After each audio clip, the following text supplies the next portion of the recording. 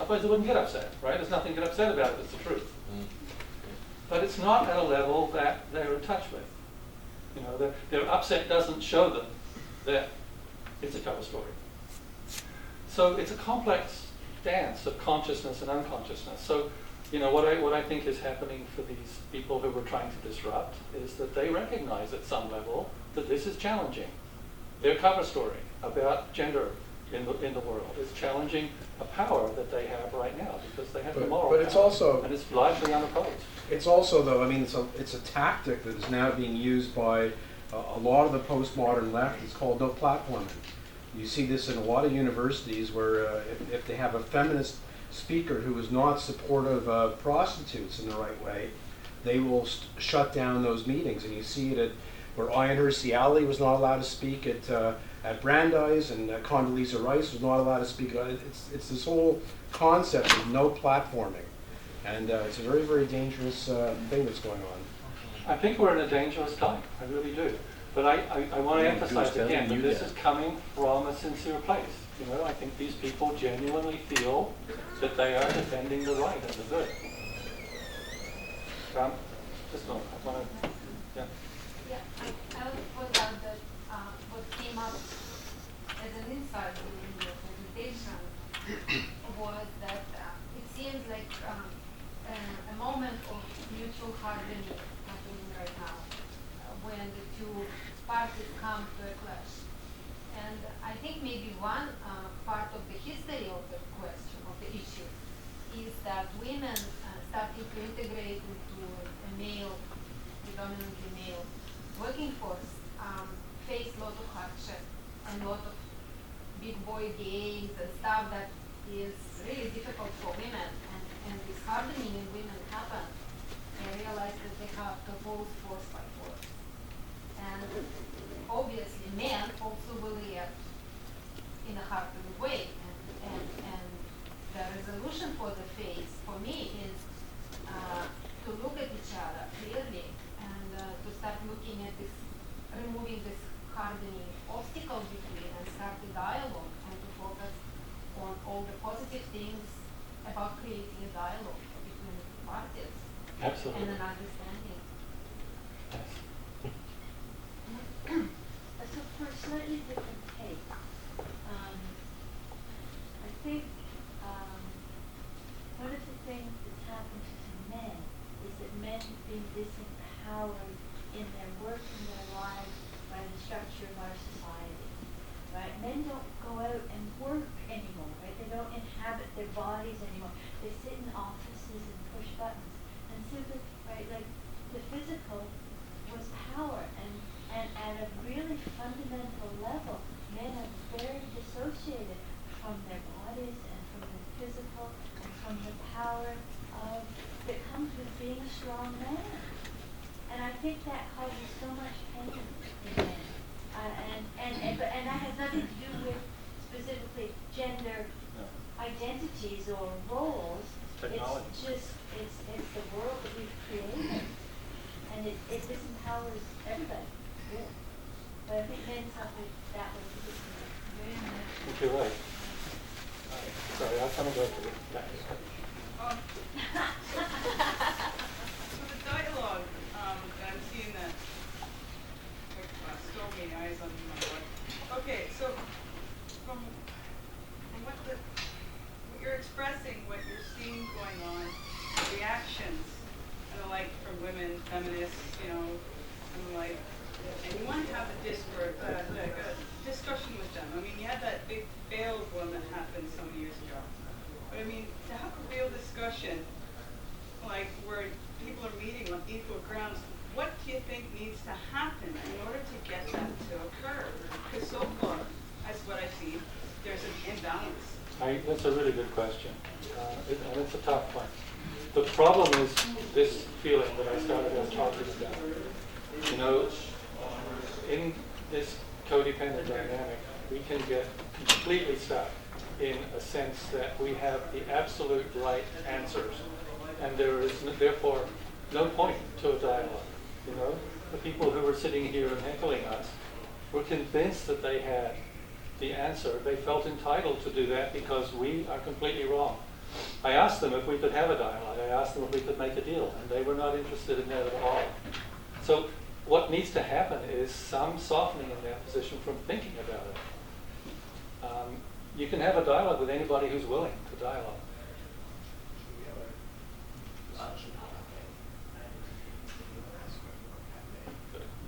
Let me just finish. Yeah.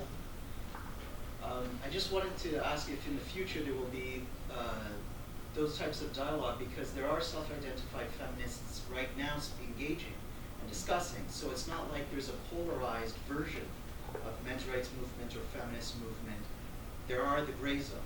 Yes. And I'm interested in hearing the spectrum. And saying that it can't happen is fallacious because it's happening right now. No, we'll work with the gray zones. We'll talk with anybody who's willing to talk. Absolutely. That's what we're about. Did you answer your question? Nope. Oh, go ahead then.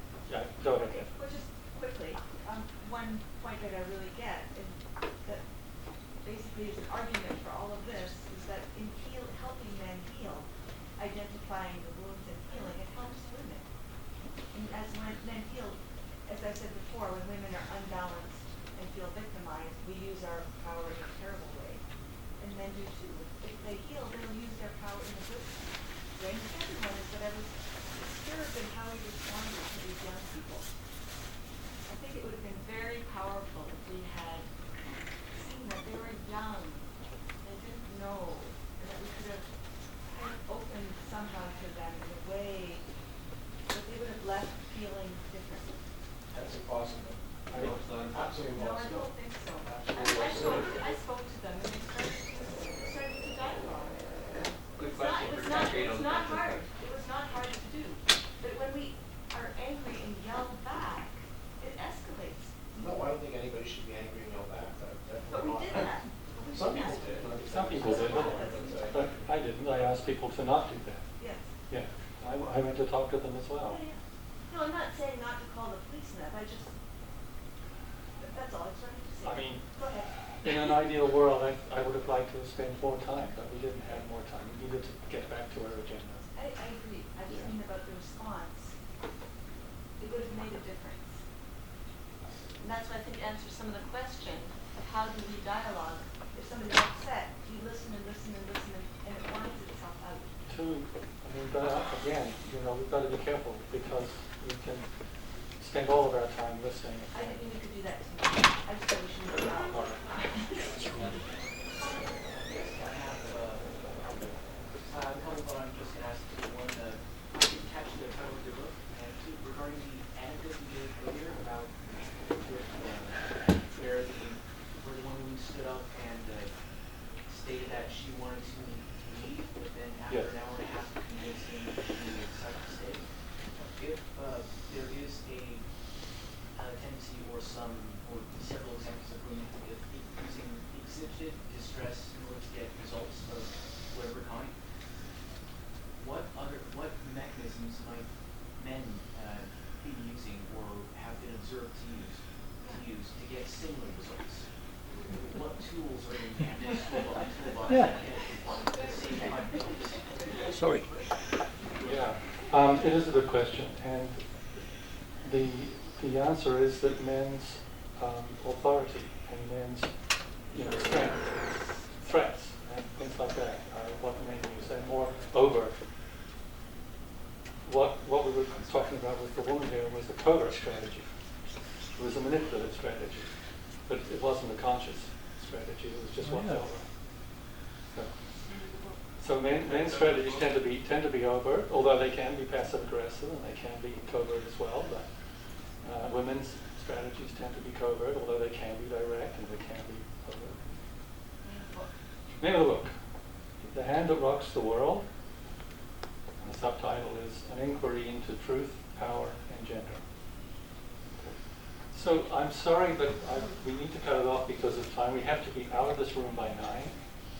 And we want to give people an opportunity to buy books and look at and sign up to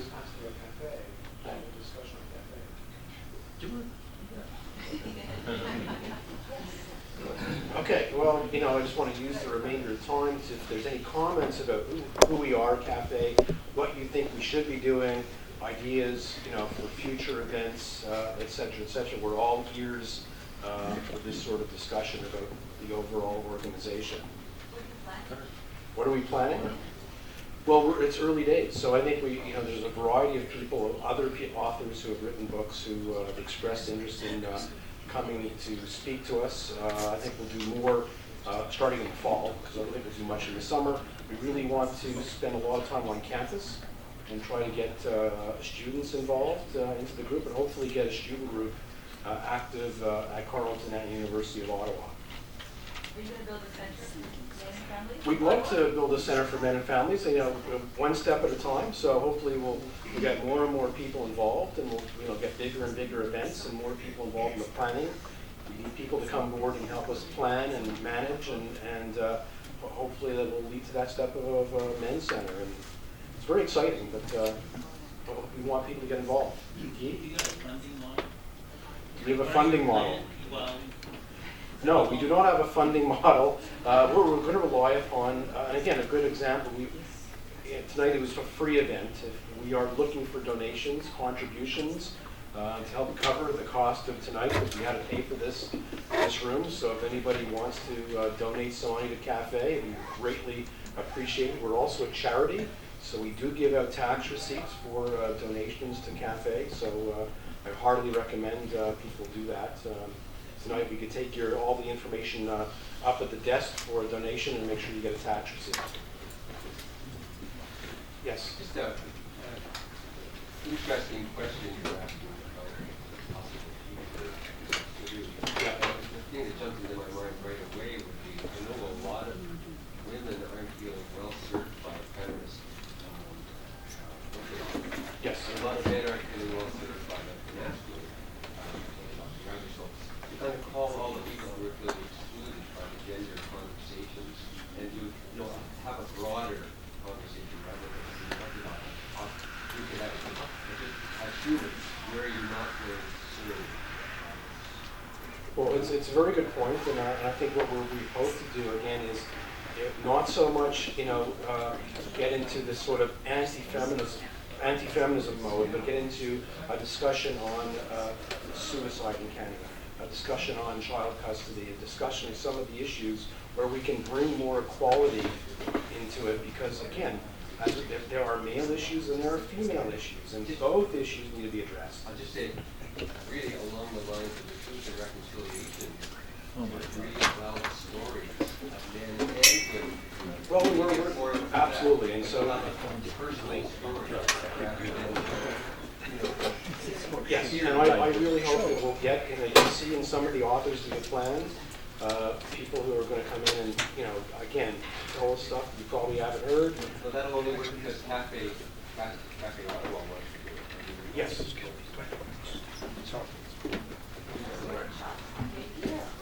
Okay, workshops. Again, these are a very good idea, so hopefully that's something that could definitely be done.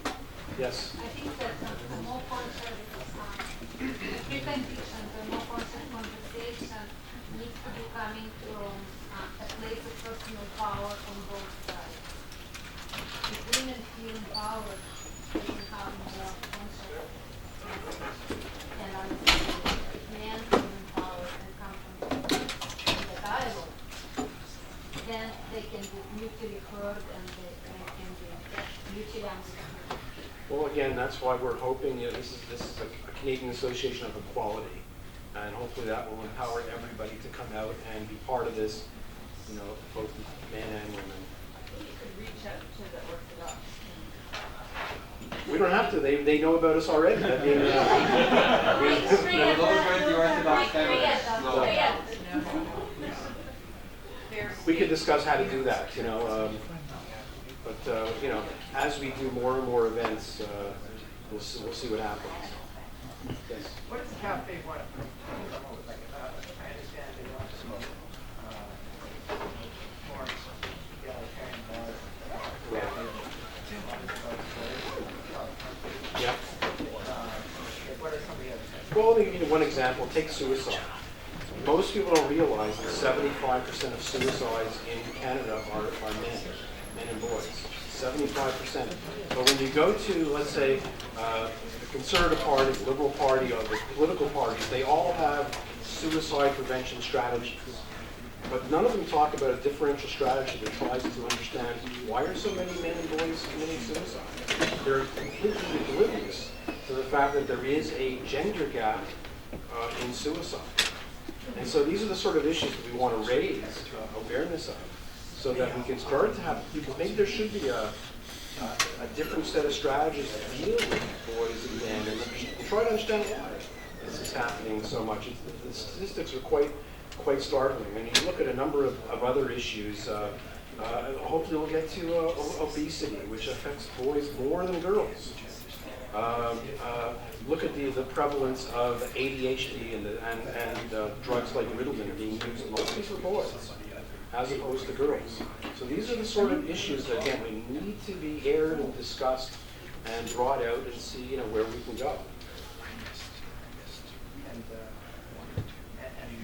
The men's shelters,